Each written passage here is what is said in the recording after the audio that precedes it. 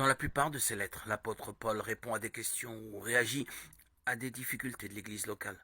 La lettre aux Philippiens fait exception. Elle semble n'avoir pas d'autre objectif que de maintenir des liens d'amitié, d'autant que Paul est prisonnier, au loin. Son thème principal est l'annonce de l'Évangile, la bonne nouvelle de Dieu. Après une salutation, l'apôtre exprime sa gratitude pour la bonté des chrétiens de Philippe. 1:11. Un premier développement, 1:12-30, parle de la joie qui unit Paul aux Philippiens, fondée sur l'humilité du Christ. Il se termine par des paroles d'encouragement. Un second développement, 3:1-4-9, met en garde contre ceux qui faussent l'évangile.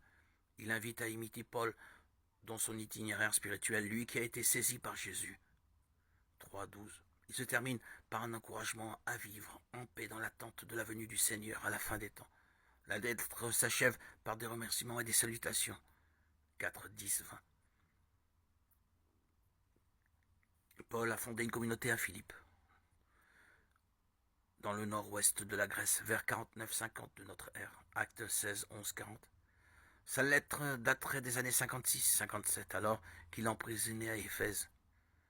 Certains pensent plutôt à Rome, au début des années 60.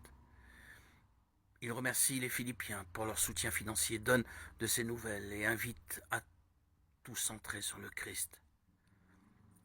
Épaphrodite, leur envoyé, Timothée, son collaborateur, assure les liens entre eux.